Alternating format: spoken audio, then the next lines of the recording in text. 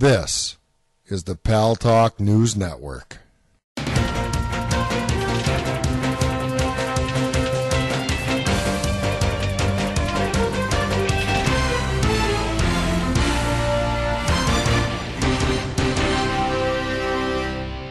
Kingdom, thank you for your call. It's been more than a year since the United States has been able to inspect Russia's nuclear weapons complex. Maybe a lot of people aren't aware of that. When the new Strategic Arms Reduction Treaty comes into play, it will allow for the United States to account for Russia's nuclear arsenal. That's presuming that it passes.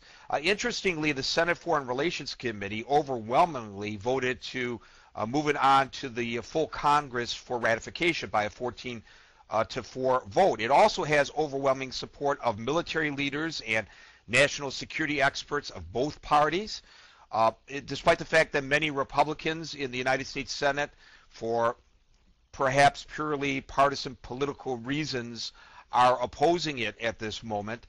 There are those like Colin Powell and James Baker, Brent Scowcroft, James Schlesinger, Henry Kissinger, who are in support of it.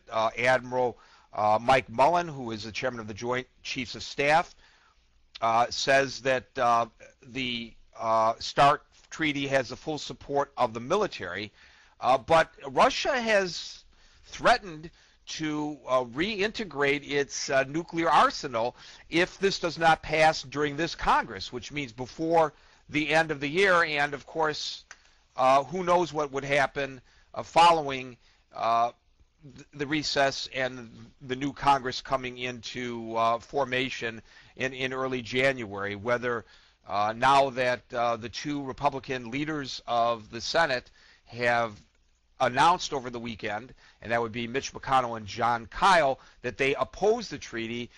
Its passage is uncertain at best. Joining us to talk about these issues and how it affects our relationship with Russia and our ability to track nuclear weapons that might get into the hands, if not accounted for, non-government actors, is Major General Paul Eaton, who served more than 30 years in the United States Army, including combat and post-combat assignments in Iraq, Bosnia, and Somalia. As a Major General, he was assigned to Iraq as Commanding General of the Coalition of Military Assistance Training Team, where he developed, designed, and began the training of the Iraqi military and security forces from 2003 to 2004.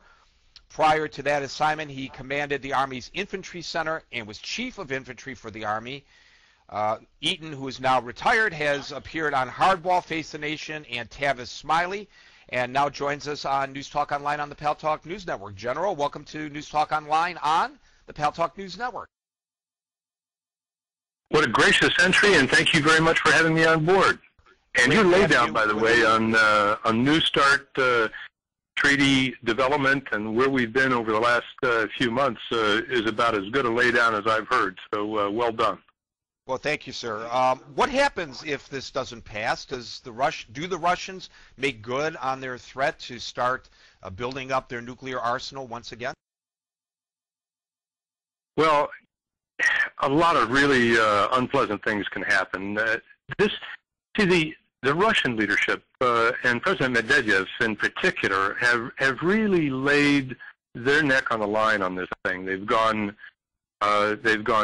well forward to engage with America, to do the right thing, to continue the trend and reduction of strategic weaponry and setting the stage for reduction of tactical weaponry, to start up, as you brought up, the verification schedule.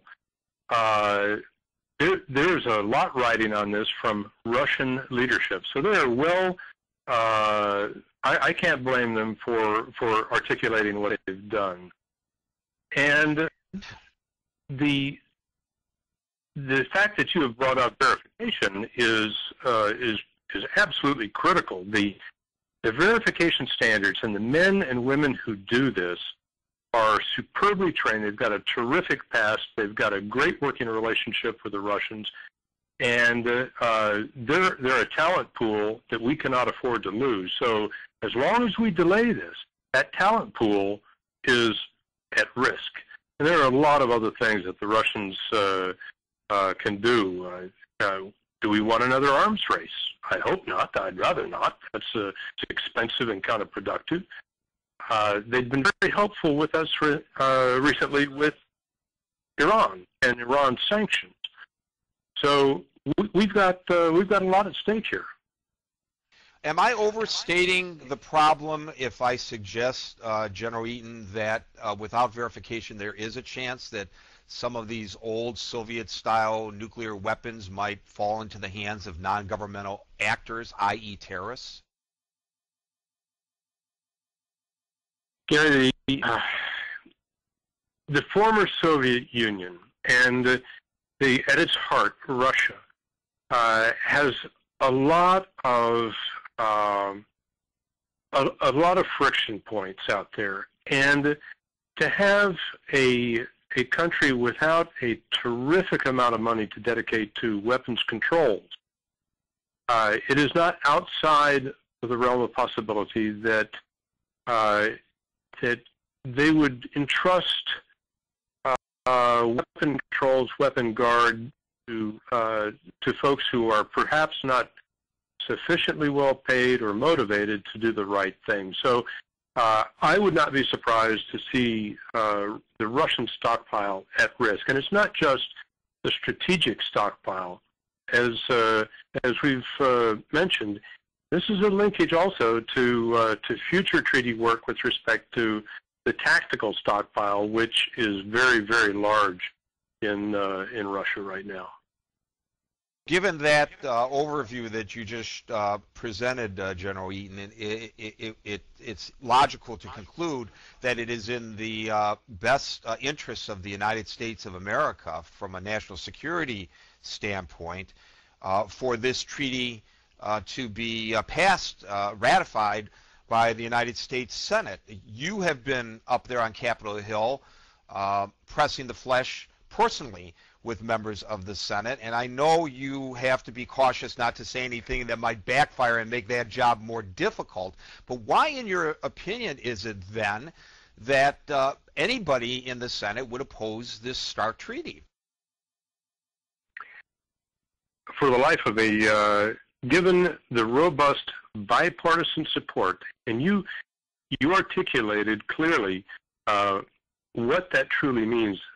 When you have secretaries of state, commanding generals of our nuclear stockpile that go back 2 decades, the fact that one of the most respected men in the U.S. Senate is on point right now, Senator Lugar from Indiana. We have strong bipartisan support for this. We have had more than 18 hearings. This is the Paltalk News Network.